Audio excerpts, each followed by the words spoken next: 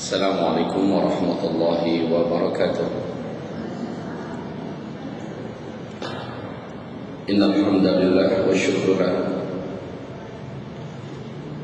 la haula wa la quwwata illa billah. Allahumma la sahla illa ma ja'altahu sahla wa anta taj'alul hasana idza syi'ta sahla. Rabbi shrah li sadri wa yassir li amri wahlul 'uqdatam min lisani yafqahu qawli. Allahumma arinal haqqa haqqan warzuqna ittiba'ah wa arinal batila batilan warzuqna ijtinabah. Amin.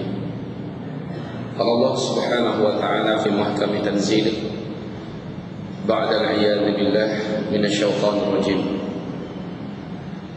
Ya ayyuhalladzina amanu taqullaha haqqa tuqatih wa la tamutunna illa wa antum muslimun. Wa qala subhanahu wa ta'ala Ya ayyuhan nasu taqu rabbakum alladhi khalaqakum min nafsin wahidah wa khalaqa minha zawjaha wa batha minhuma rijalan katsiran wa nisaa'a wattaqullaha alladhi tasaaluna bihi wal arham innallaha kana 'alaykum raqiba. Wa qala subhanahu wa ta'ala Ya ayyuhalladzina amanu taqullaha wa qulu qawlan sadida yuslih lakum a'malakum wa yaghfir lakum dhunubakum wa man yuti'illaha wa rasulahu faqad faza fawzan 'azima. Allahumma irhamna bil Qur'an. Wa qala an-nabiy sallallahu alaihi wasallam innamal a'mal binniyat wa innama likulli imri'in ma nawa. Faman kanat hijratuhu ila Allah wa rasulih fahijratuhu ila Allah wa rasulih.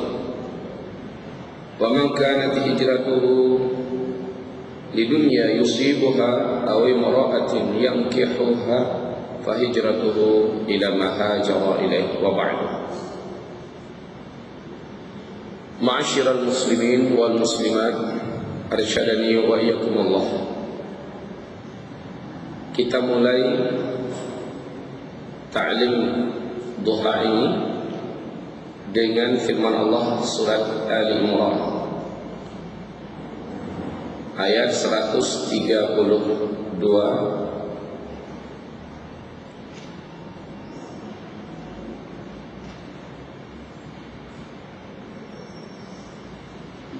Silakan dilihat Al-Quranul Karim.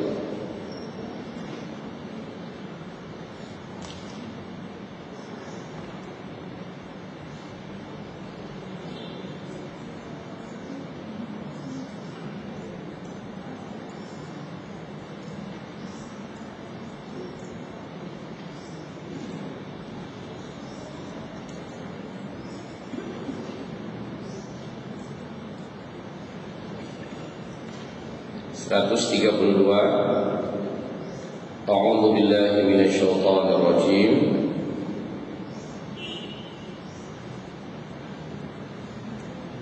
Wasari'u ila maghfiratin min rabbikum wa jannatin 'arduha as-samawati wal ardh u'iddat lil muttaqin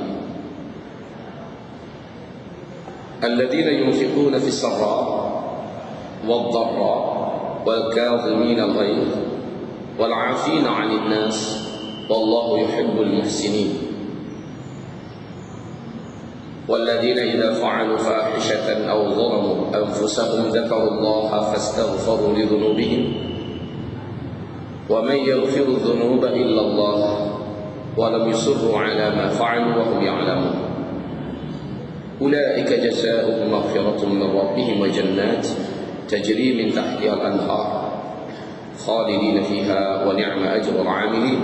اللهم ارحمنا بالقرآن. Ibu-ibu, siapkan penanya jika ada, siapkan buku tulisnya jika sudah dibawa, dan tetaplah bersama Al-Quran surat Al-Imran ayat 133 ya. 133 Wasari'u artinya adalah sari'u.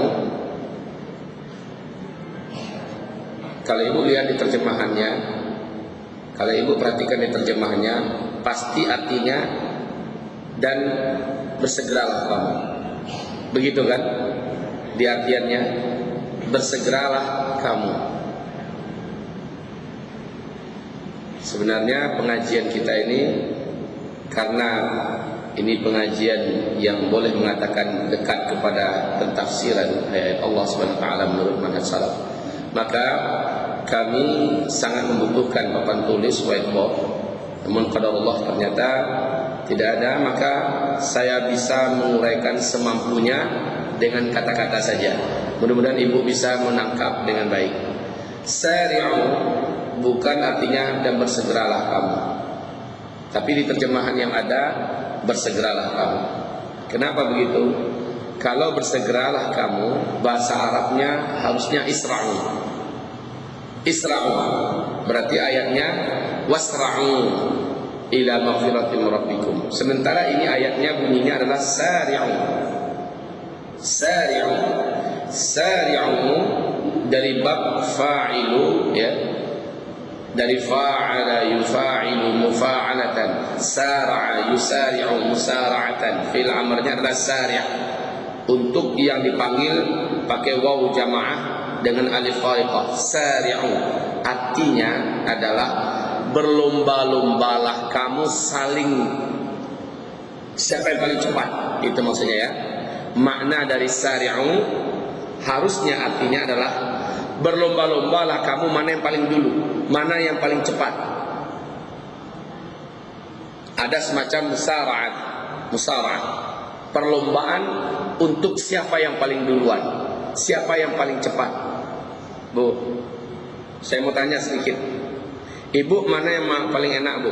Duluan masuk surga atau pertengahan masuk surga, atau biarlah akhir-akhir masuk surga? Biasanya yang duluan pasti yang jalannya kencang, betul tidak? Yang berlomba dia untuk lebih dulu sampai ke tempat finish. Tempat finish itu adalah pintu gerbang surga. Jadi ketika ada firman Allah sari'u, sabiqu, ini artinya adalah berlomba-lombalah kamu, saling berpaculah kamu, siapa yang paling duluan sampai, siapa yang paling duluan. Jadi memang koreksi kita terhadap terjemahan depak yang ada dalam hal ini, dan bersegeralah kamu kurang match, kurang tepat mestinya, dan saling berlombalah kamu, gitu ya, saling berburulah kamu, siapa yang paling duluan, siapa yang paling cepat. Kemana Allah menghimbau? Ila maghfiratin, menuju kepada keampunan, menuju kepada keampunan. Kaum muslimin yang kami muliakan, isyarat yang dapat dipahami dari ayat ini, menuju keampunan berarti si hamba menurut Allah sudah bergelimang dalam dosa.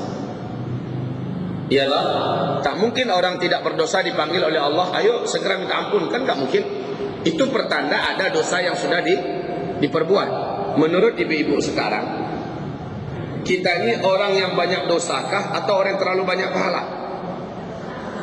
Jujur ya Bu, Masya Allah. Tanda orang beriman itu gitu, jujur. Dan Allah mempersaksikan kejujuran ibu-ibu semuanya, Masya Allah Bu. Ketika Allah mengatakan, dan bersegeralah kamu menuju kepada keampunan, berlomba-lombalah kamu, saling cepatlah kamu menuju kepada keampunan. Pertanyaan kita berikutnya, dosa apa yang sudah ibu buat, yang sudah kita buat, yang sudah manusia buat? Ibu, kalau kata orang Padang, nyinyi bana ustaz rumah banyak natanya.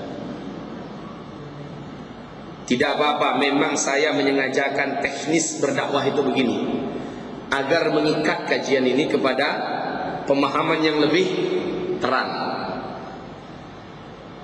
Dan saling berlombalah kamu menuju kepada keampunan. Tadi kita sudah ngaku, ketika Allah mengatakan saling berlombalah kamu menuju kepada keampunan, maknanya Allah menganggap kita sudah bergelimang dalam kesalahan dan dosa. Hamba-hamba Allah yang kami muliakan, di mana kesalahan kita menurut ibu-ibu, sehingga Allah menghimbau kita untuk segera, cepatlah mendapatkan ampunanku min rabbikum, dari Rabb kamu, wa jannatin 'arduha as-samawati wal ard, dan menuju surga yang luasnya seluruh luas langit.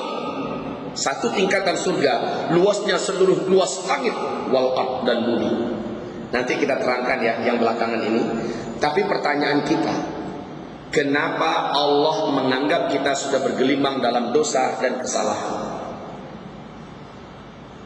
Ayo Bu, biar pengajiannya cepat berjalan. Iya, berarti nggak tahu. Begitu bilang Allah wa rasuluhu a'lam, Allah dan Rasulnya yang tahu. Bu, kunci terbukanya seruan Allah ini bahwa kita bergelimang dalam dosa ada di ayat belakangnya. Mir rabbikum, ada kuncinya di situ. Mir rabbikum, dari Rabb kamu. Sayang banget ya kita tidak ada whiteboard. Kalau ada, ibu akan lebih senang melihatnya dan melihat bagaimana saya menguraikannya secara sistematis. Mir rabbikum. Tetap beda Bu, bagaimanapun saya mencoba memakai slide, tetap berbeda dengan papan tulis ini, tetap lebih utama menurut saya. Bisa saja kita gunakan teknologi ya, pakai slide semacamnya, tapi tetap berbeda. Ketika hasilnya saya tanyakan pada jamaah, jauh lebih masuk ketika diorek-orek dengan tangan.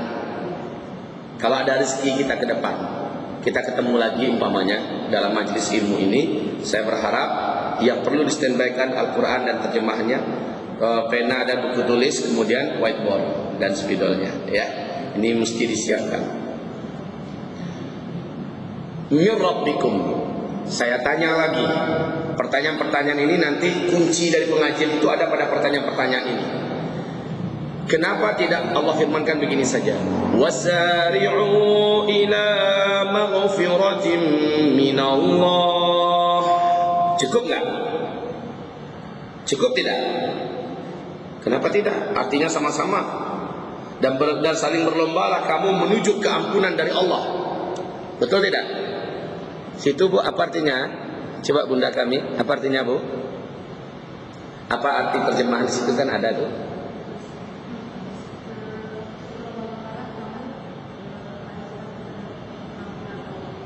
Keampunan Allah. Di situ ditulisnya. Lalu kenapa ayatnya tidak minallah langsung, tapi kenapa min rabbikum? Apa enggak jadi pertanyaan nih? Mari Bu, kita mainkan cara berpikir kita yang sehat ini ya. Sari'u ila maghfiratin min rabbikum. Begitu kan yang tertulis di ayat? Kenapa tidak wasari'u ila maghfiratin minallah? Kenapa tidak wasari'u ila maghfiratin minallah? Tidak bisa menjawab. Tidak. Allah wa rasuluhu a'lam. Baik, kita lanjutkan Bu.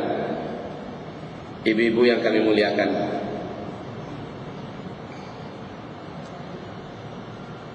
mir rabbikum, bukan minallah. Walaupun artinya nanti malah lebih enak kalau langsung minallah saja ya, dari Allah. Tapi ini Allah pilihkan kalimatnya mir rabbikum. Subhanallah, tidak ada satupun ayat di dalam Al-Quran yang Allah turunkan lafaznya secara acak. Seluruh pemilihan Allah dalam ayat mana saja, di surat apa saja, itu pemilihan yang maha sempurna, tepat pada tempatnya dan cocok dengan siyaqul ayat. Ibu-ibu yang kami muliakan, Rabb itu adalah salah satu kata kunci dalam Al-Quran. Di dalam Al-Quran ini ada 4 kata kunci. Di dalam Al-Quran ini ada 4 kata kunci. Sehingga Syekhul Islam Ibnu Taimiyah menjelaskan di dalam kitab beliau di Majmu' Fatawa, terkhusus dalam bidang Al-Mustalahatul Arba'ah fil Qur'anil Karim, ada 4 istilah dasar di dalam Al-Quran. Ada 4 istilah dasar di dalam Al-Quran. Diterangkan, siapapun umat Nabi Muhammad ini yang tidak mengerti dan tidak faham dengan keempat-empat istilah dasar ini, menurut pemahaman asli orang Arab di awal Al-Quran ini diturunkan, berarti pemahaman Nabi, para sahabat-sahabat ini, karena ini bahasa Al-Quran apa tidak? Iya. Al-Quran ini bahasa Arab apa tidak? Iya. Kalau begitu harus dipulangkan balik ke dalam bahasa Arab aslinya dulu. Tidak boleh Al-Quran ini dipahami dengan terjemahan negeri dan negara dimanapun saja di dunia ini. Tidak boleh. Al-Quran harus dipahami menurut asli bahasa. Asli bahasa Al-Quran ini diturunkan. Bukan orang Arab sekarang. Orang Arab sekarang sudah banyak menyimpang bahasa Arab mereka. Sudah kayak bahasa Indonesia campur dengan bahasa Betawi. Udah ngalur ngidul, nggak karu-karuan amburadul bahasanya. Tapi kalau seandainya bahasa Arab saja, ibu-ibu, banyak orang Arab malah bertanya, Ustaz, ini maknanya apa sih? Loh, itu orang Arab yang bertanya. Ketika kita baca Al-Quran, dia baca Al-Quran, dia malah bertanya, ini ayat ini maksudnya apa? Itu orang Arab loh yang bertanya. Artinya orang Arab sekarang nggak bisa lagi diandalkan kemurnian dan kesucian bahasa mereka yang sekarang. Kalau zaman dulu, ketika Al-Quran diturun, bahasa mereka masih bersih. Itu pun mereka masih bertanya pada Rasulullah, ya Rasul, ayat yang ini ada kalimatnya seperti ini, maksudnya apa? Begitu. Mereka sampai-sampai tanya pada Rasulullah Sallallahu Alaihi Wasallam. Nah, ibu-ibu, Rob, ada 4 istilah dalam Al-Quran. Seluruh umat ini harus tahu artinya secara mendasar, secara mendalam. Seperti orang Arab awal-awal memahami keempat makna ini. Apa itu? Al-ilah. Yang pertama, yang sering kita ucapkan dalam kalimat syahadat kita, la ilaha. Jadi al-ilah. Yang kedua, ar-rabb. Ar-rabb. Ya, seperti alhamdulillahi rabbil alamin. Qul a'udzu birabbin nas. Rabb, ar-rabb. Yang ketiga, ad-din. Ad-din. Lakum dinukum waliyadin. La ikraha fid din. Maliki yaumiddin. Ad-din. Yang keempat, al-ibadah. Al-ibadah. Keempat istilah ini paling sering muncul dalam Al-Quran. Dan ini adalah tulang punggung daripada seluruh ayat-ayat yang ada di dalam Al-Quran, yang 4 ini. Apabila seseorang tidak mampu memahami dengan pemahaman yang baik dan benar tentang keempat istilah ini, maka kata Syekhul Islam Ibnu Taimiyah, seluruh Al-Quran ini dia tidak akan paham dengan baik dan benar. Masya Allah. Seluruh Al-Quran 30 juz tidak akan bisa dipahaminya dengan baik dan benar. Berarti 4 istilah dasar ini wajib dipahami, diilmui sebaik-baik pemahaman dan pengilmuan. Insya Allah ke depan ayat manapun saja, dari surat apapun saja yang dia baca dalam Al-Quran, dia akan bisa menempatkannya pada pemahaman yang benar dan bersih. Tentu saja dibungkus oleh konsep pemahaman Rasul dan para sahabat yang mulia. Baik, sekali lagi ibu-ibu, apa tadi yang pertama? Al-ilah. Yang kedua, ar-rabb. Yang ketiga, ad-din. Yang keempat, al-ibadah. Coba saya tanya, alhamdulillahi rabbil alamin, apa artinya selama ini, Bu? Segala pujian bagi Allah Tuhan semesta alam. Pasti begitu yang tertulis. Betul tidak? Segala pujian bagi Allah, Tuhan semesta alam. Ini terjemahan amburadul.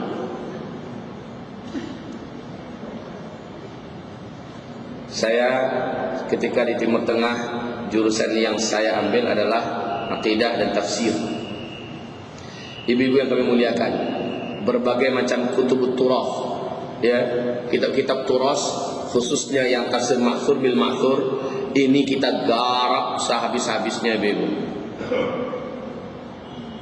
Pemahaman bahwa Rabb diartikan sebagai Tuhan adalah pelecehan kepada Allah Subhanahu wa taala. Coba la ilaha illallah apa artinya, Bu? Tuh kan diartikan Tuhan lagi. Tadi Rabb diartikan. Ya, kalau ibu yang sudah ngaji, bagaimana dengan yang enggak ngaji di luar sana? Pasti mereka memahaminya tidak ada Tuhan selain Allah. Betul tidak? Betul. Ibu, Bu, ibu nggak puasa kan? Ada yang saum, barakallahu fikunna. Ibu-ibu yang kami muliakan, coba dengarkan baik-baik. Dalam bahasa Sanskerta, Tuhan itu adalah bahasa mereka. Kalau ibu buka kamusnya, ternyata agama apa yang punya banyak dewa? Ada dewa-dewa apa saja? Ada dewa air, ada dewa angin, ada dewa tanah, ada dewa petir, ada dewa macam-macam.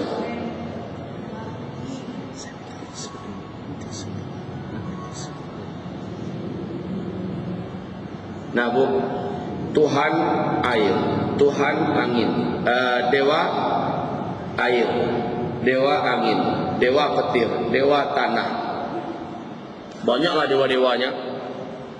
Ibu-ibu, dari seluruh dewa-dewa ini diangkat seorang kepala dari para dewa-dewa. Kepala para dewa-dewa ini disebut dalam bahasa Sanskerta Tuhan.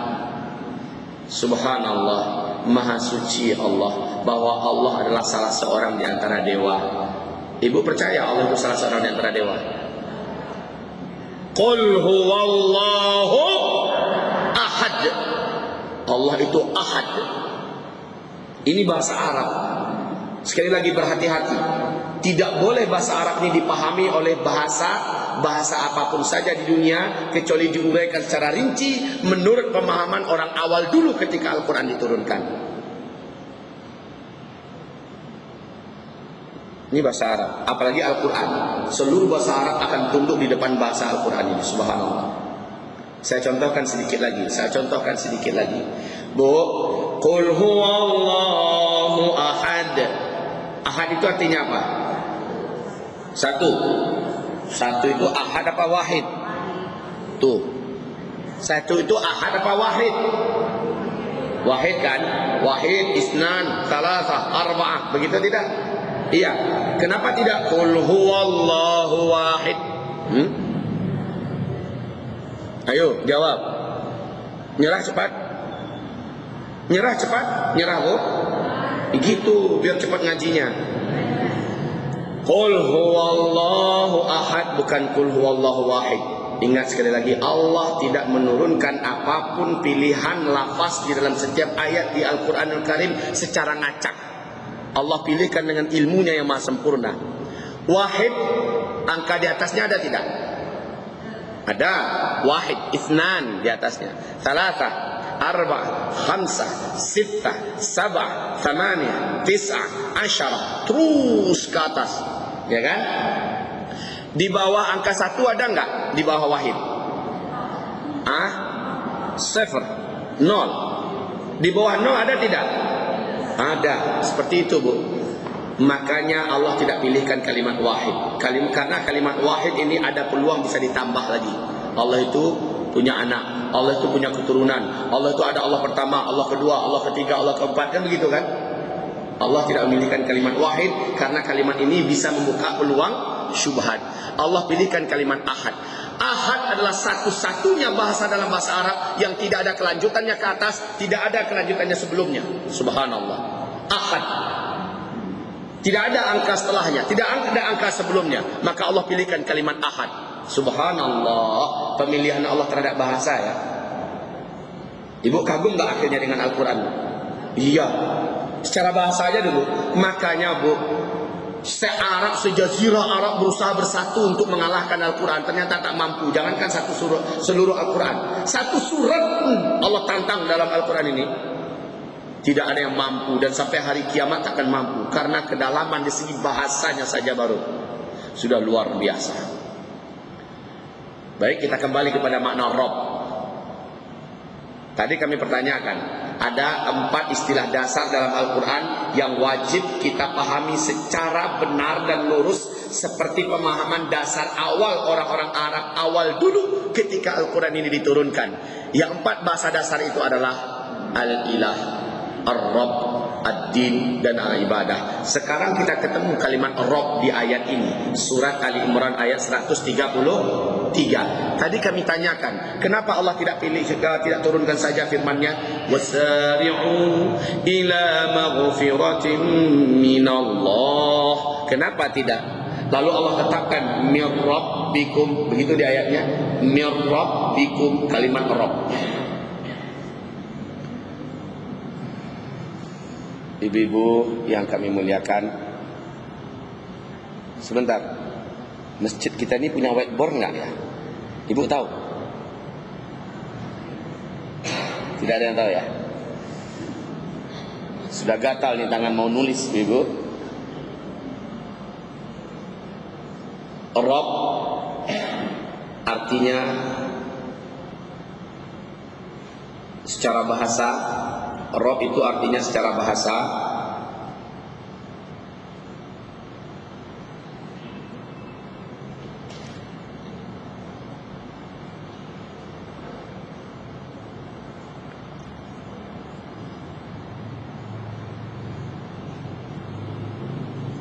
yang pertama, arti Rabb adalah Sang Pencipta.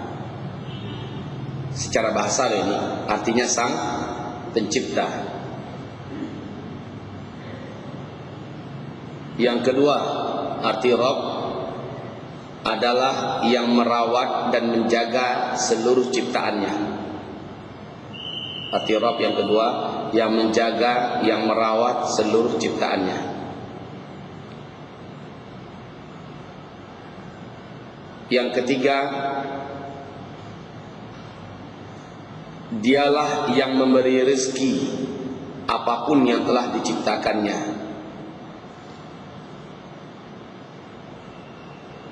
Dan dialah yang sanggup mengakhiri sekalian apa yang telah diciptakannya. Ya. Arti Rabb yang keempat, dialah sang maha pemilik satu-satunya terhadap apapun yang telah diciptakannya. Hanya dia sang pemiliknya. Alhamdulillah. Jazakumullah khair.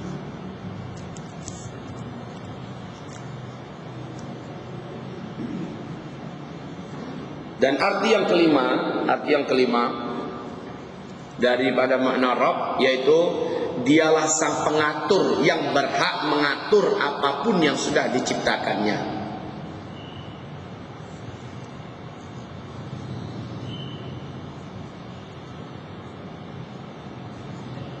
Ya, dialah yang mengatur, sang pengatur, dan yang berhak mengatur apapun yang telah diciptakannya.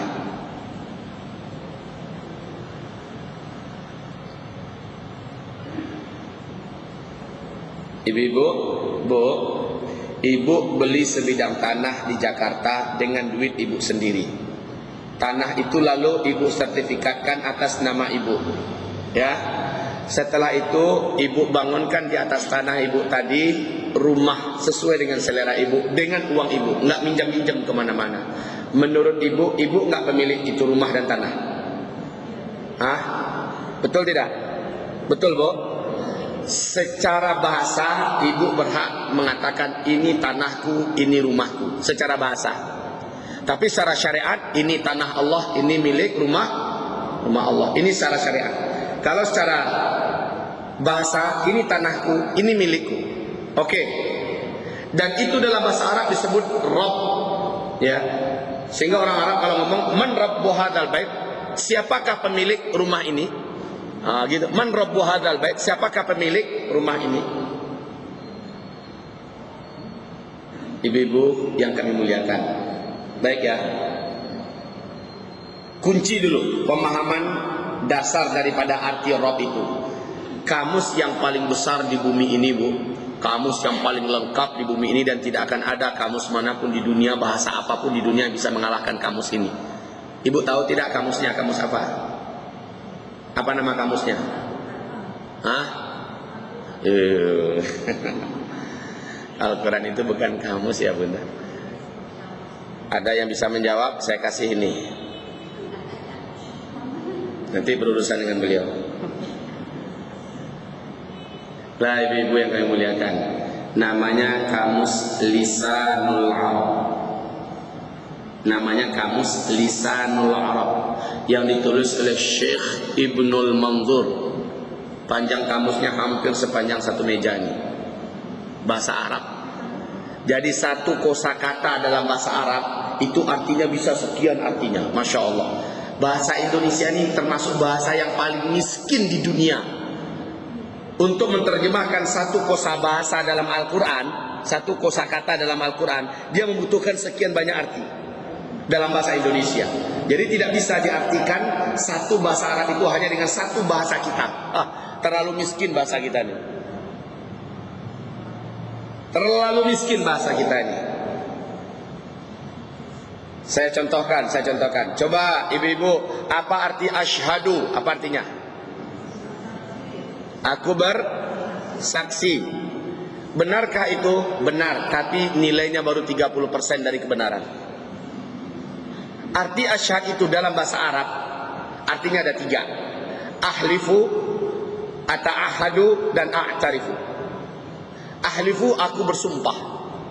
Ata'ahadu, aku berjanji. A'tarifu, aku bersaksi. Nah, selamanya dipakai cuman yang paling bawah, yang paling rendah, yang kurang gigit. Aku bersaksi. Padahal asyhadu an la ilaha illallah artinya aku bersumpah, aku berjanji, aku bersaksi bahwa aku tidak akan mengilahkan siapapun kecuali hanyalah Allah. Subhanallah. Kalau diuraikan la ilaha illallah tuh luar biasa hasilnya, Bu. Ya, kalau kita uraikan menurut kedalaman bahasa saja dulu. Ini contohnya betapa miskinnya bahasa Indonesia kita di dalam menerjemahkan bahasa Tidak bisa dengan satu kata dalam bahasa Arab kita terjemahkan dengan satu terjemahan bahasa Indonesia. Lalu terwakili sudah belum. Lalu bagaimana? Mesti diuraikan. Kalau orang Arab dulu nggak perlu diuraikan, mereka langsung tahu maksudnya. Tapi kalau orang Arab sekarang memang masih harus diuraikan. Apalagi orang Indonesia. Ya. Ibu-ibu, kita kembali kepada Rabb. Sudah dapat tadi artinya secara bahasa apa? Oke, ibu-ibu yang kami muliakan, sekarang kita dengarkan Rabb menurut Wikipedia Bahasa Indonesia, ensiklopedia bebas. Di sini Rabb dalam bahasa Arab adalah raja, penguasa, pemilik, yang dalam konteks berikutnya dia adalah pemelihara dan penguasa dan memiliki apapun saja. Tetapi secara tata bahasa arti Rabb lebih ditekankan kepada pengatur. Ini penting ya. Arti Rabb lebih ditekankan kepada pengatur. Dan ini memang penting. Dalam tafsir Al-Hafiz Ibnu Katsir, saat diuraikan makna Rabb, penekanannya banyak diarahkan kepada Rabb artinya adalah Sang Maha Pengatur. Sang Maha Pengatur. Baik ibu-ibu, ini kunci. Kenapa Allah memilihkan di ayat ini mir rabbikum? Kenapa Allah pilihkan di ayat ini mir rabbikum? Ibu, wasari'u ila maghfiratin mir rabbikum, dan saling berlombalah kamu menuju kepada keampunan dari Sang Maha Pengatur kamu. Kan begitu jadinya? Dari Sang Maha Pengatur kamu. Alhamdulillah. Subhanallah. Saya merasa di open tadi. Jazakumullah khair.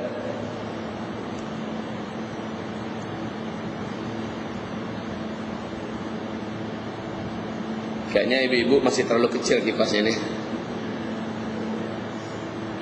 Ibu yang kami muliakan, bisa kita lanjutkan? Nah, Bu. Nah. Rabbikum Sang Pengatur. Kalau Allah menyebutkan Sang Pengatur, artinya Allah itu punya aturan enggak? Iya, kalau tidak sia-sia saja Allah menyebutkan dirinya Sang Maha Pengatur. Berarti Allah punya aturan. Apa aturan Allah untuk makhluk ciptaannya yang manusia ini? Apa aturan Allah? Islam ini aturan Allah. Di dalamnya ada buku panduan Al-Quran dan As-Sun. Itulah aturan Allah. Ibu, ketika Allah Subhanahu wa ta'ala mengatakan, bergegaslah kamu saling berlombalah menuju keampunanku karena kalian telah bergelimang kesalahan. Mir Rabbikum, dari Sang Pengatur kamu.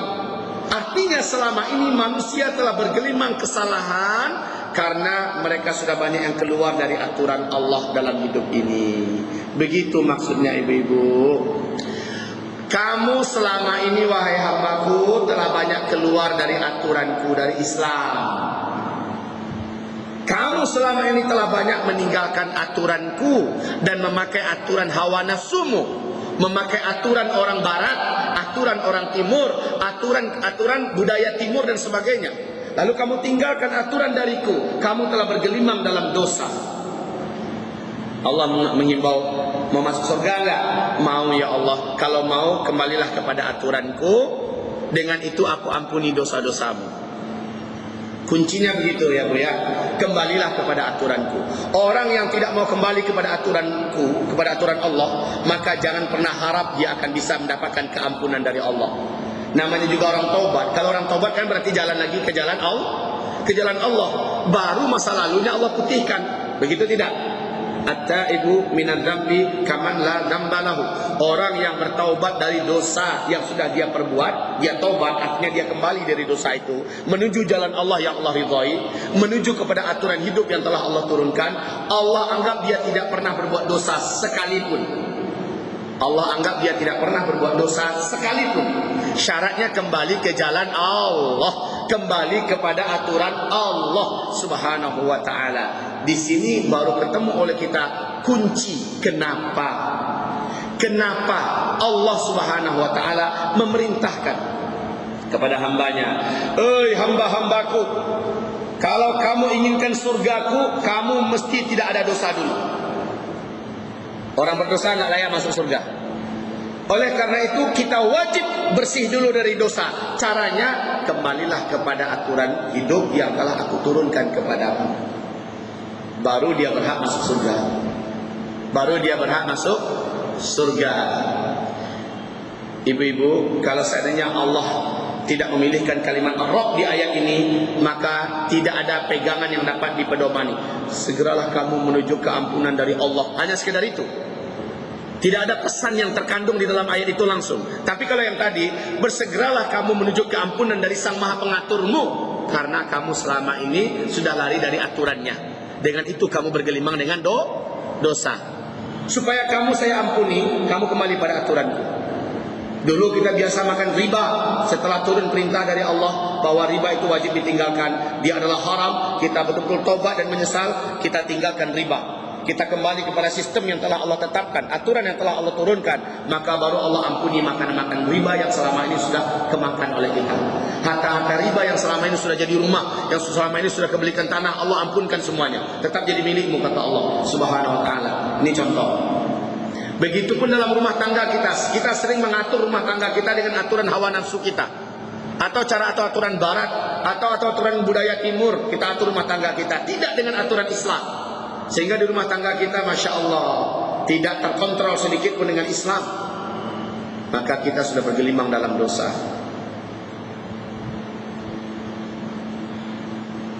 Saya boleh jalan sedikit tidak? Boleh jalan sedikit, boleh tidak? Hah? Ya, Bu, dari pagi tadi kita di atas kursi terus di Wesal TV dari 2 jam. Ibu menyaksikan tidak? Nah, selama 2 jam dari jam 5 sampai jam 7. Habis itu perjalanan bus, mobil kemari, duduk lagi. Jadi saya minta izin ya, jalan sedikit. Insyaallah ibu tidak akan kehilangan saya karena saya masih di sini-sini saja. Bismillah. Cuma mungkin agak repot Bapak ini kita. Ibu-ibu yang kami muliakan. Insyaallah suara saya bisa jelas. Hah? Gimana Bunda? Jelas? Baik, kurang jelas. Kurang jelas. Subhanallah, pakai mic. Baik, di sini saja, di sini saja. Ibu-ibu yang kami muliakan, perhatikan. Ibu berdoa tidak dengan doa sapu jagat. Apa doa ibu selama ini? Nah, itu dia. Rabbana atina fid dunya hasanah. Kenapa tidak ilahana atina fid dunya hasanah? Bisa tidak? Bisa tidak? Artinya bisa enggak? Kok tidak? Bisa kan? Ilahana, wahai ilah kami, atina fid dunya hasanah. Berikanlah kepada kami di kehidupan dunia ini kehidupan yang hasanah, kehidupan yang baik. Masuk enggak artinya? Masuk, Bu? Kenapa Allah menurunkan ayat dalam Al-Quran di surah Al-Baqarah bunyinya Rabbana? Kenapa bukan ilahana? Ingat sekali lagi. Yang ibu minta apa? Hasanah fid dunya, betul tidak? Hasanah fil akhirah, betul? Dan Allah menetapkan di dalam doa itu Rabbana. Alhamdulillah.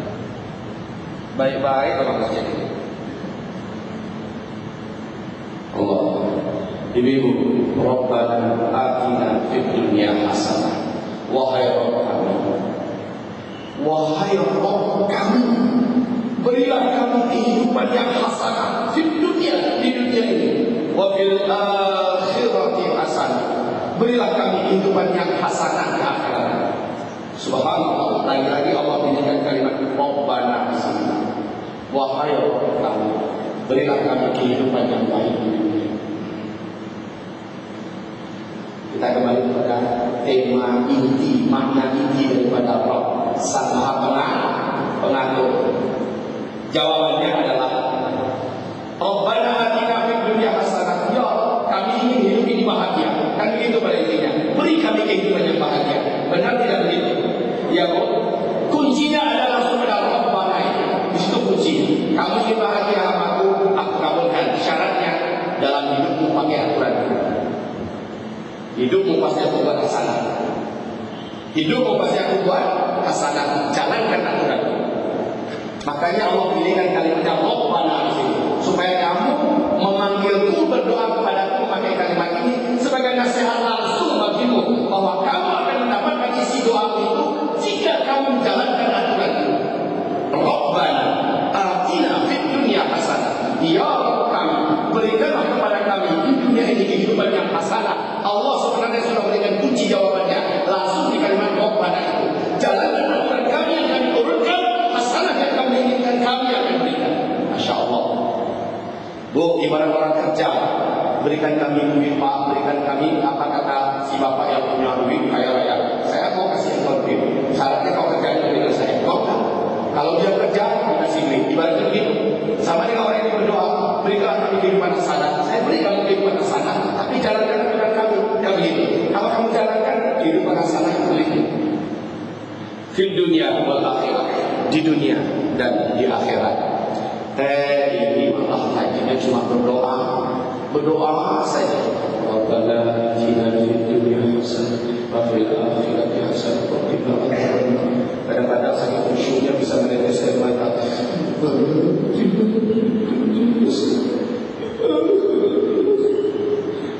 Apa gunanya cuma hanya berdoa sementara di kehidupannya dia tidak memakai aturan Allah, dia tidak memakai jalan agama Allah. Ya, bagaimana Bu, ada pengalaman ini pengalaman nyata. Ada pengalaman ini betul-betul pengalaman nyata. Seorang lelaki biasa saja di kota Payakumbuh. Saya dari Payakumbuh, Sumatera Barat. Alhamdulillah ditakdirkan Allah jadwal saya 1 minggu selama 1 bulan di Jakarta ini. Bu, di Payakumbuh, seorang lelaki muda, waktu itu mungkin usianya masih 38 tahun, ya, aktif menggerakkan dakwah di masjid. Sholat 5 waktu dia mengumandangkan azan.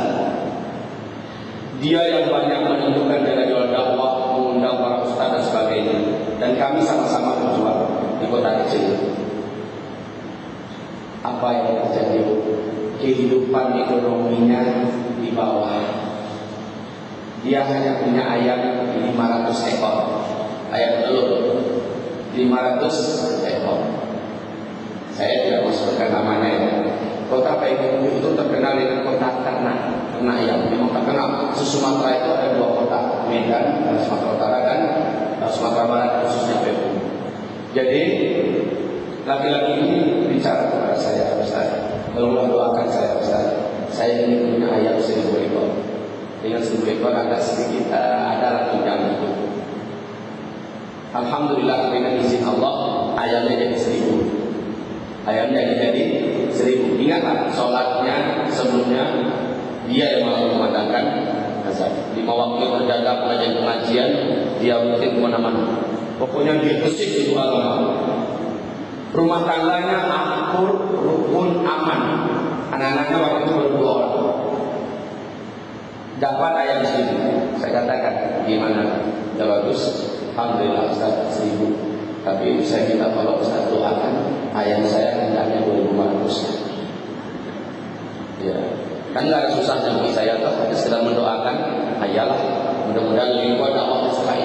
Ustaz siap. Ya, tidak berapa lama Allah izinkan dia bisa punya ayam 2500. Dia pun menunggu setahun, dia bisa punya ayam 2500. Allah yang memberikan rezeki. Ya tentu saja kita bisik-bisik kalau orang yang punya kemampuan, tolong dibantu dapat ayamnya, kan begitu kan? Dengan cara begitu, ya. Dan dia juga bisik, dia juga ulet ya mengelola ayamnya itu sehingga bagus perkembangannya. Subhanallah. Gimana? Sudah bagus Pak ayamnya sekarang? Alhamdulillah Ustaz, Masya Allah. Sudah agak ringan lah dia itu. Terus bagaimana? Sudah cukup Ustaz?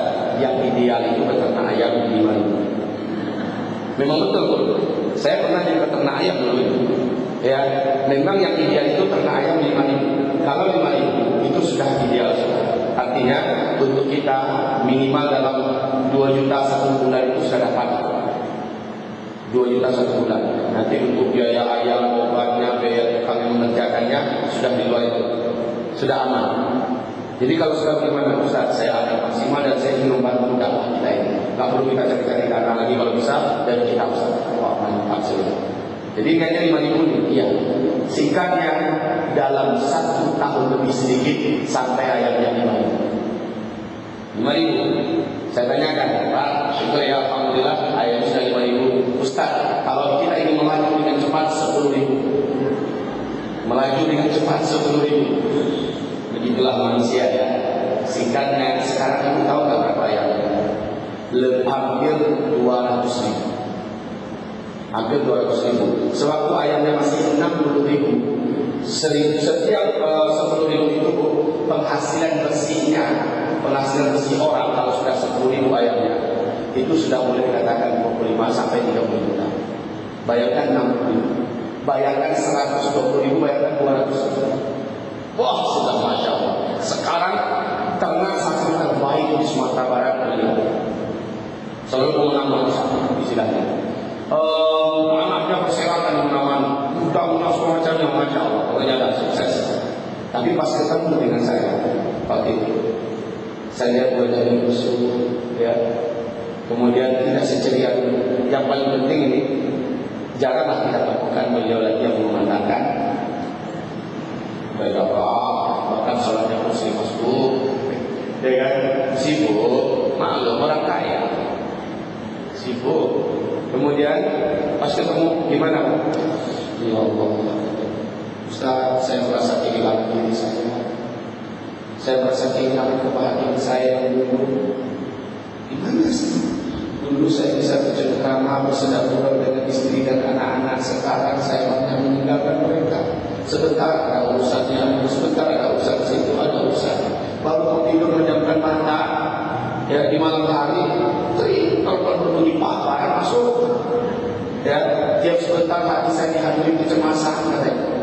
Jangan-jangan nanti di sana dibongkar orang hutang kita, jangan-jangan di sana dicuri orang ayam kita, jangan-jangan telur yang dibawa ke daerah Manu ditinggal oleh sopirnya.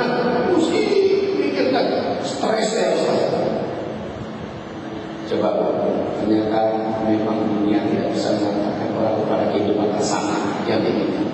Bukan dunia yang mengantarkan orang pada kebahagiaan. Bukan. Justru dunia inilah yang akan membuat kita dalam ketegangan, yang membuat kita dalam kegalauan, kegelisahan.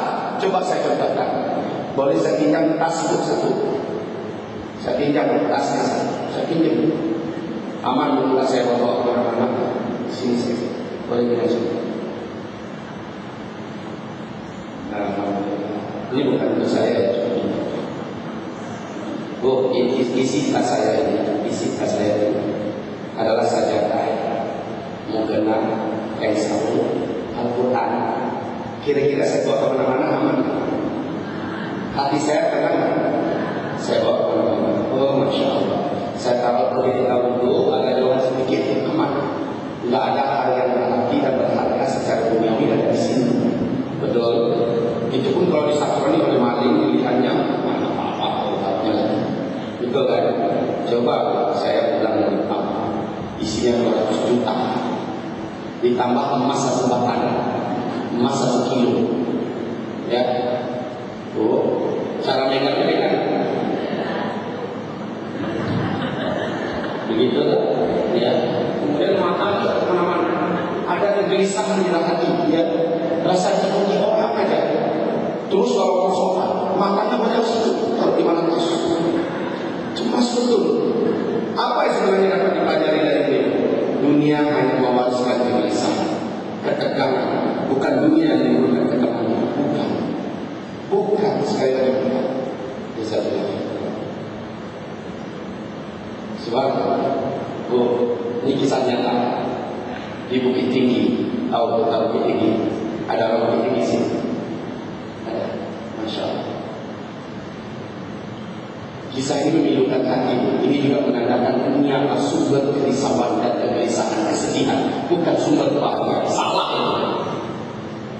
Seorang PNS bekerja di kantor pemerintah.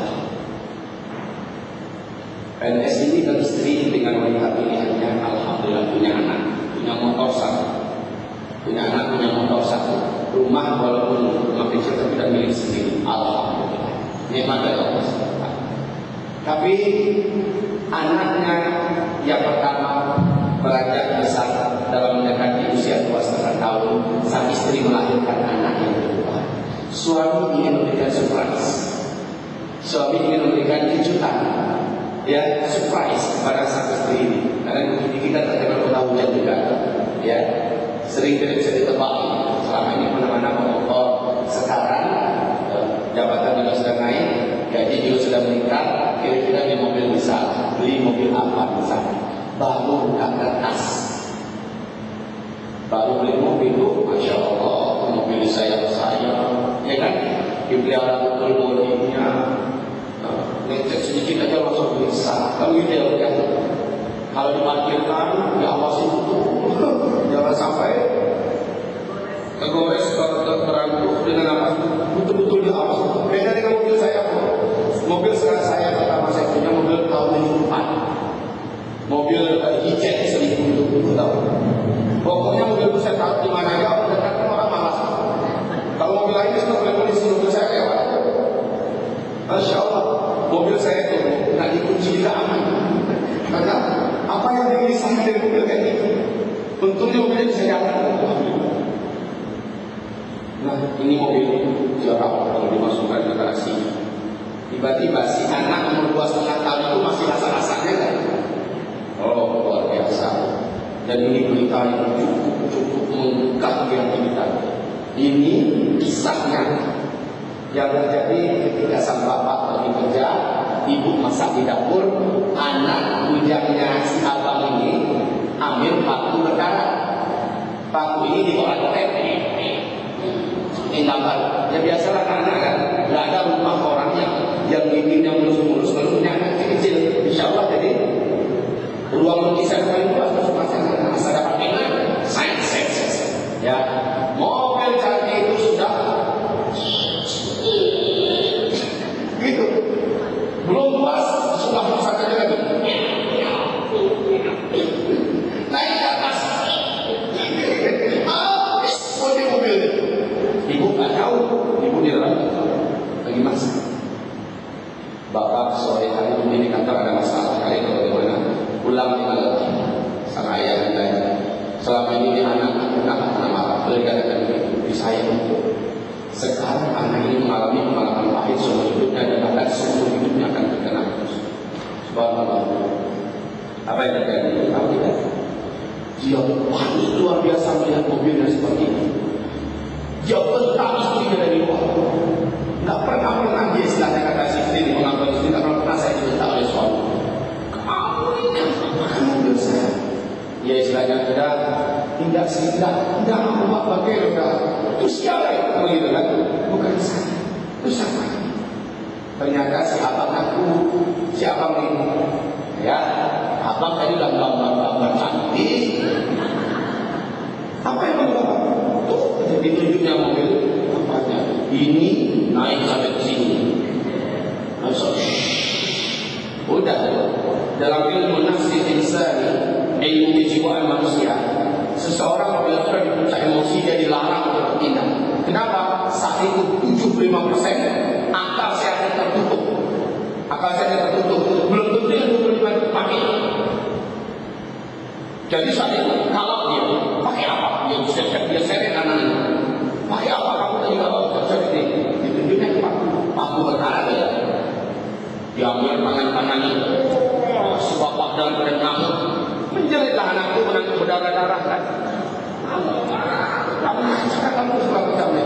Nggak puas dengan tangan-tangan anak kamu. Ini juga rasain kamu. Udah, kamu lagi ke selawat. Nangis anak. Malamnya anak meriang. Ya, malamnya anak meriang. Hanya dikasih betahnya. Bukan cuma dilakukan rumah sakit atau di mana. Malu. Terakhir dibiarkan pada hari mau diobati juga ke kampung segala macamnya, ya. Kemudian dibawa juga ke rumah sakit. Setelah waktu telat dibawa ke rumah sakit. Sampai ke rumah sakit dokter bilang Pak sudah terlambat bapak membawa. Tangan anak bapak wajib diamputasi. Menangislah sampai ini. Apalagi saat ibu menangis tertahan. Jangan dokter tolong berapapun biayanya dokter, saya akan bayar, saya akan keluarkan dana. Menyesal tentunya kemudian. Coba ditanya. Akhirnya dilarikan kepada simpulan di padang itu begitu. Tangan anak bapak harus diamputasi, kalau tidak naik ke atas. Akhirnya diamputasi. Itu ya. Kemudian si anak ketika bangun melihat tangannya nggak ada. Ayah, ibu mana tangan apa? Dibujuklah selesai. Ketika tangannya sudah bisa dilepas, kata si abang itu, anak, abang nggak lagi, udah tak luka lagi kan? Abang janji ya, besok aja kita cari-cari mobil ayah lagi. Kembalikan tangan abang, kembalikan tangan abang. Dia pikir tangan itu bisa diletak dan dipasang balik. Kayak gitu sih. Ya Allah, ya. Coba lihat. Sebelum ada dunia, kejadian macam itu tidak ada. Setelah dunia nongkrong di rumahnya, mobil apa saja itu, apa yang terjadi? Itu anak jadi korban. Dunia ternyata hanya mendatangkan kegelisahan dan kecemasan. Bukan berada dunia, adanya dunia di tengah kehidupan kita menjadi tenang. Bukan. Roh adalah kunci dalam kebahagiaan itu. Apabila kita ingin bahagia mendekatkan diri kita dengannya, jangan pada Tuhan Allah, maka kita akan dibahagiakan oleh Allah. Huwal ladzi anzala as-sakinata fi qulubil mu'minin. Dialah Allah yang menurunkan ketenangan ke dalam hati orang-orang yang beriman. Kebahagiaan ketenangan itu adalah dengan dekat kehidupan ini bersama aturan Allah. Berislam secara kafah, Allah lah yang memberikan hasanah itu, bukan harta, bukan jabatan, bukan pangkat. Orang punya banyak jabatan ujung-ujungnya masuk penjara, namanya runtuh seluruh Indonesia. Betul tidak? Dengan punya harta, dia banyak lawannya, banyak musuhnya, kehidupannya tidak tenang, tidur pun tidak nyaman, makan pun tidak enak. Ternyata dunia hanya membuat perpecahan dan permusuhan. Dunia menyebabkan seseorang pisah dari keluarga. Dunia menyebabkan orang berantem dan bertetangga bersaudara. Dunia penyebab segala keburukan. Maka bukan dunia yang akan bisa membuat kita hasad, bukan. Tapi Allah. Wahai Allah yang termulia. Oleh karena itu, merenunglah kita semua. Apa yang selama ini kita butuh? Kebahagiaan. Orang pergi kembali mencari kebahagiaan sesaat. Dunia yang selama ini dikumpulkannya, dihabiskannya hanya 1 minggu di Bali. Atau dia pergi ke Swiss, dia pergi ke Paris, dia pergi ke mana, dia habiskan dalam mencari kebahagiaan. Kebahagiaan semua, tapi sudah pulang dia hampa lagi. Maka kebahagiaan itu tak sangat mahal harganya. Dunia pun tak bisa membeli. Tapi kebahagiaan itu wallahi anzal sakinata fi qulubil mu'minin. Dialah Allah yang menurunkan ketenangan hidup, ketenangan hati ke dalam dada hamba-hambanya yang sudah paham sekarang mana Rabbana atina fid dunya hasanah.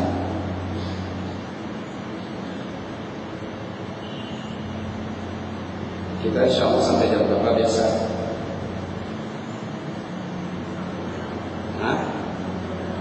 Sampai jam 4. Ibu sanggup sampai jam 4? Masya Allah. Jujur saja Bu, saya nggak sanggup. Semangat ya Bu ya. Itu sebuah gairah atau hamasah yang patut diacungi jempol. Tapi memang benar Bu. Apa kata para sahabat? Kami pernah ngaji bersama Rasulullah. Lepas subuh itu Rasul naik ke atas mimbar, baru berhenti waktu azan zuhur berkumandang. Subhanallah. Lepas subuh baru berhenti waktu azan zuhur berkumandang. Rasul turun dari mimbar dan mengimami kami salat zuhur. Setelah itu Rasul naik lagi. Subhanallah. Jadi pada sahabat-sahabat, kalau kita kan diumumkan dulu sekian hari atau jauh-jauh hari yang kita ada pengajian, itu pun banyak yang nggak datang, betul nggak? Itu pun mintanya paling-paling 2 jam paling lama lah, udah lama banget. Nah, Ibu, ini sahabat nggak pernah kasih tahu ngaji Rasulullah. Sampai zuhur, iya. Tapi habis zuhur naik lagi, Rasulullah naik lagi sampai asar. Biasa Bu. Sampai asar turun sholat berjamaah diimami oleh beliau sampai maghrib. Tidak ada seorang pun di antara kami yang meninggalkan majelis beliau, kata sahabat-sahabat. Subhanallah. Jadi kalau ibu kami bilang tadi sampai jam 4 masuk akal sebenarnya Bu. Masuk akal, tapi jujur saja mungkin saya nggak sanggup. Lagi pula kita ada pengajian lagi ya Pak Rizal. Di mana? Jam 12 kami ngaji lagi di Masjid Al-Fitrah ya, di Jatinegara, pusat penjualan cincin-cincin itu. Dari sini kita harusnya jam 11 di sini. Cukup ya, cukup. 1 jam cukup ya. Insyaallah. Berarti kita masih ada waktu 20 menit lagi. Ibu butuh tanya jawab tidak? Betul. Cukup. Kita batasi di sini, kita buka ruang tanya jawab, begitu. Boleh?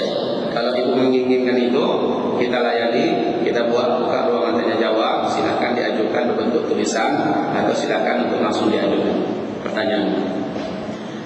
Jika belum ada yang bertanya, saya lanjutkan dulu sedikit. Jika ada yang bertanya, kita langsung dengarkan pertanyaannya. Silakan.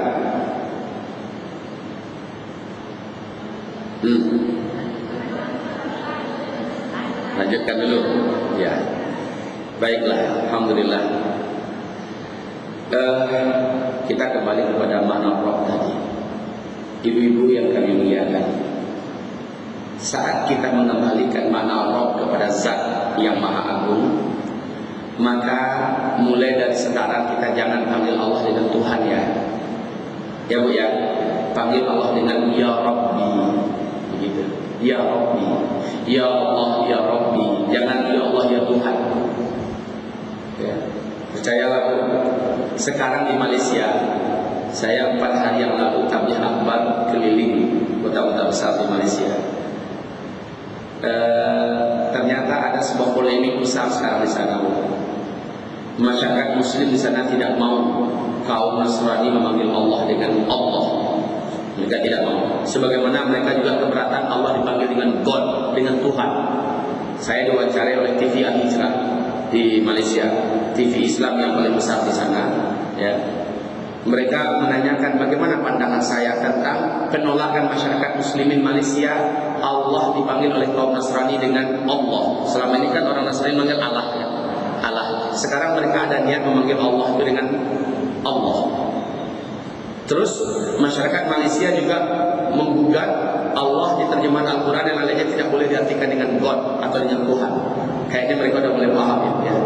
Sekarang kita di sini bagaimana? Siap nggak kita berubah? Tapi ini nggak usah dipolemikkan keluar, ya, nggak usah. Kita sudah tahu saja. Orang-orang yang masih manggil Allah itu dengan Tuhan, maka kita jangan salahkan mereka, jangan kita hujat mereka, ya. Yang jelas kita sudah tahu, kita ubah saja diri kita. Setuju, Bu? Ini akan polemik aja, nanti nggak ada gunanya dibawa keluar pun.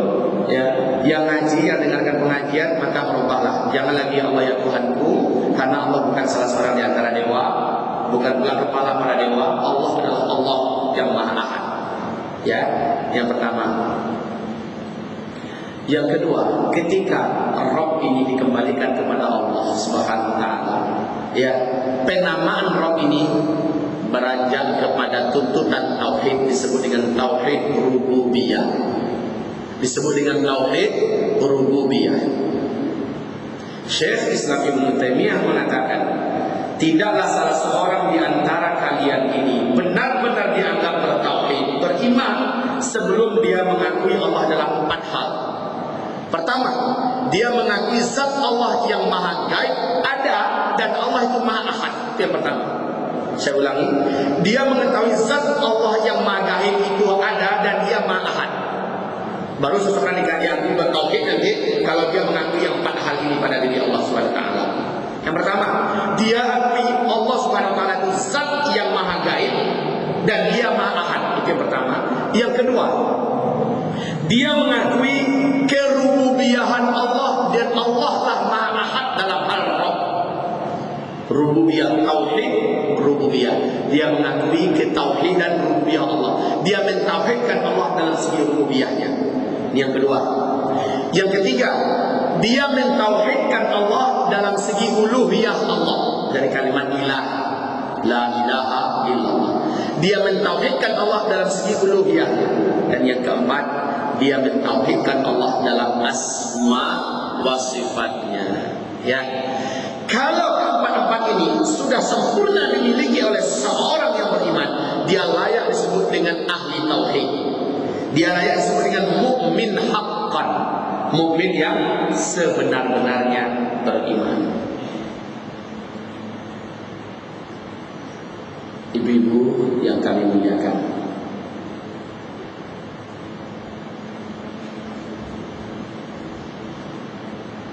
tetapi tauhid rububiyah ini belum akan memasukkan orang ke dalam surga.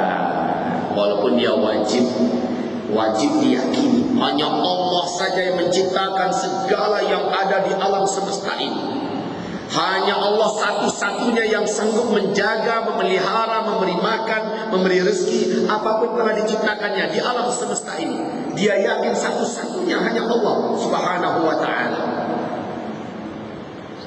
Ibadah Allah yang kami muliakan, ya.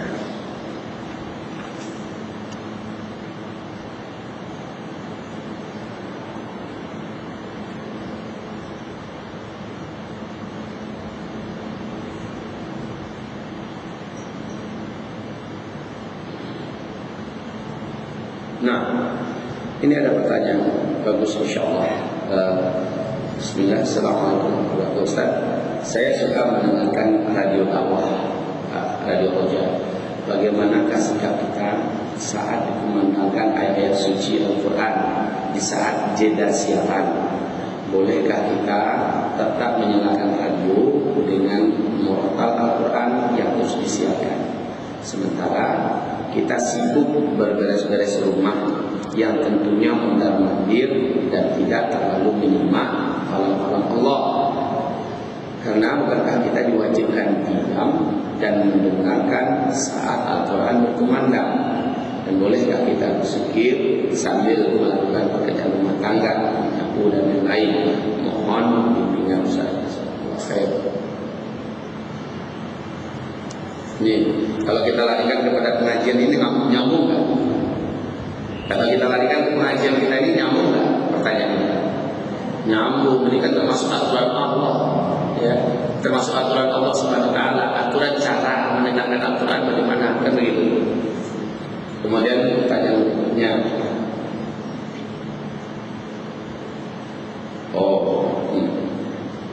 Ustaz, mohon kiat-kiatnya supaya kita bisa memiliki semangat membaca Al-Quran setiap hari. Pertanyaan berikutnya, Assalamualaikum Ustaz, kita merasa sudah menjalani perintah dari Allah, merasa sudah menjalankan perintah dari Allah, tetapi kita selalu dicoba dengan cobaan yang kita kadang-kadang cobaan itu terlalu berat buat kita. Bagaimana ya Ustaz? Apakah kita titik ya, saya bilang dengan titik karena tidak ada lagi kelanjutannya. Baik Ibu, dari sekian pertanyaan yang bagus ini, saya mau tanggapi dari yang ini dulu ya. Semakin rasanya perintah Allah sudah dikerjakan, larangan Allah juga insya Allah sudah ditinggalkan, dilakukan karena Allah, dalam rangka mencari ridha Allah. Tetapi bukan hasanah yang didapat, kan gitu kan? Kita kaitkan dengan pelajaran kita, bukan hasanah yang didapat, malah ujian itu makin banyak dan bertubi-tubi. Ya Bu ya, Bu, mana yang lebih soleh atau solehah, ibu-ibu atau istrinya Rasul dan istri para sahabat? Oh, ngaku ya. Kira-kira mereka dapat ujian berat nggak dalam hidup mereka? Ibu mau senang ya dalam hidupnya? Mau? Ya, ibu mau senang atau mau susah? Mau senang, normal ibu. Cuma masalahnya bukan pertanda saat kita sudah beribadah baik-baik pada Allah langsung dapat balasan yang baik-baik dari Allah. Langsung Allah memberikan kunci rumus dalam hidup ini. Asa an takrahu syai'an wa huwa khairul lakum. Mungkin kamu tidak menyenangi sesuatu, tetapi Allah telah menetapkan sesuatu yang tidak kamu senang itu baik untuk kamu. Wallahu ya'lam wa antum la ta'lamun. Allah mengetahui sementara kamu tidak mengetahuinya. Ibu, semua kita kepengen jadi orang kaya, betul tidak? Betul. Semua kita pengen jadi orang kaya. Tapi kaya yang solehah, betul nggak Bu? Kaya yang bertakwa, betul? Pikir hati kita kan kayak gitu. Di dalam sebuah hadis yang sahih, apa kata Rasulullah? Allah bersabda, hai hamba, aku mengetahui siapa di antara kalian yang jika aku kayakan dia, maka itu kekayaan akan membawa kepada kekufuran kepadaku. Maka aku tetapkan dia dalam kefakiran dan kemiskinan, biar dia tetap di atas ketakwaan kepadaku. Jadi ada orang miskin, dengan kemiskinannya dia dekat dengan Allah, dengan kemiskinannya dia tidak lari dari jalan Allah sampai akhir hayatnya. Allah Maha tahu bahwasanya dia dibuat kaya, dia akan menjadi kafir kepada Allah. Berarti miskin itu baik atau tidak bagi orang yang macam itu? Aku mengetahui kata Allah, ada di antara kalian kalau aku miskinkan maka dia akan menjadi murtad kufur kepadaku, maka aku kayakan dia. Dengan kekayaan aku mengetahui dia akan taat dan bertakwa kepadaku. Maka kita tidak tahu mana yang lebih cocok untuk diri kita nih, jadi orang kaya atau jadi orang miskin. Cukup minta kepada Allah, berikan hamba ya Allah mana yang terbaik menurut Engkau untuk hamba, dunia hamba dan akhirat hamba. Setelahnya pulangkan pada Allah, pulangkan pada kepada Allah. Jangan kita yang dikte Allah. Selalunya kan kita berdoa kita yang dikte, ya Allah kayakan hamba ya Allah, kayakan hamba ya Allah. Boleh, minta kaya itu nggak salah. Kalau kekayaan itu menurut engkau baik untuk hamba ya Allah. Kan harusnya begitu doanya. Allahumma aghni bi fadlika amman siwak. Ya Allah, berilah hamba kekayaan dan kecukupan sehingga hamba tidak butuh mengemis dan mencari kepada orang lain dari engkau ya Allah. Jadikan kekayaan itu sumber berkah dan rahmat untuk hamba. Begitu. Sekali lagi pertanyaan tadi, kenapa setelah saya salehah, bertakwa, menjalankan perintah Allah dan meninggalkan larangan Allah, malah bertubi-tubi ujian yang saya dapatkan? Bisakah kita mengingat kembali hadis dari Nabi Muhammad SAW? Idza ahabballahu 'abdan, jika Allah sedang mencintai seorang hamba. Ingat ya, jika Allah sedang mencintai seorang hamba, kapan Allah mencintai seorang hamba? Kapan Allah mencintai seorang hamba?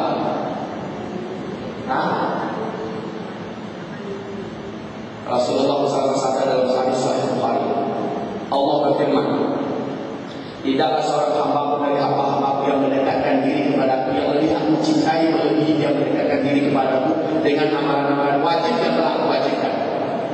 Jika ia telah merutinkannya, lalu dia mendekatkan diri kepadaku dengan amalan-amalan nafilah, amalan-amalan sunnah, dia terus-menerus mengamalkannya hatta uhibbahu, sehingga aku mencintainya. Jadi supaya Allah mencintai kita, kerjakanlah amalan wajib seluruhnya dan amalan-amalan sunnah rutinkanlah mengerjakannya. Kali itu hatta uhibbahu. Fa idza ahbabtu, kalau aku sudah mencintainya, terus akhir diskusi. Jadi cara mendapatkan cinta Allah bagaimana? Dengan ketaatan yang maksimal, kesolehan yang terus digapai, ya, terus dijaga tinggi. Tapi kata Rasulullah, idza ahabballahu 'abdan min ibadihi, apabila Allah sudah mencintai seorang hamba di antara hamba-hambanya, maka Allah akan terus-menerus mengujinya dalam hidupnya. Allah akan terus memberikan ujian kepadanya. Sampai kapan? Sampai dia bertemu dengan Allah, kemudian tidak ada sedikit pun dosa yang dibawanya ketika meninggal dunia, karena dosa-dosa itu berguguran bersama ujian tadi. Allah senang seorang hamba terus-menerus memanggil nama Allah, ya Rabb, ya Rabb. Apabila Allah sudah mencintai seorang hamba, Allah senang mendengarkan suaranya. Allah senang hamba itu memanggilnya terus-menerus dalam doanya. Dan Allah senang mengulur-ulur doa itu dikabulkan kepadanya. Kita kan seringnya, ya Allah cepat dikabulkan ya Allah, ya Allah cepat. Ya kan? Ini spesial. Ibu-ibu,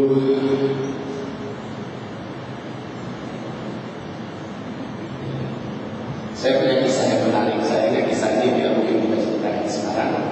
Insyaallah kalau ada waktu, kalau ada kesehatan dan kesempatan, kita akan bertemu kembali pada pertemuan yang akan datang ya. Oh yang pertanyaan tadi belum seluruhnya juga dapat kami jawab. Mohon maaf, ini bersiap-siap memutus semua peralatan. Kami berangkat, jangan telat sampai ke sana. Kita izin ya Pak ya. Insyaallah kita diizinkan Allah ke depannya ada pertemuan kembali dengan seizin Allah Subhanahu wa taala. Istighfar kepada Allah Subhanahu wa taala, karena yang benar hanyalah dari Allah dan dari Rasulnya. Yang salah adalah dari diri yang lemah ini dan dari syaitan yang tertutup. Allah dan Rasulnya berlepas diri dari kesalahan-kesalahan yang dilakukan oleh hamba-hambanya. Astagfirullah. Subhanallahumma wa bihamdika, asyhadu an la ilaha illa anta, astaghfiruka wa atubu ilaik. Assalamualaikum warahmatullahi wabarakatuh.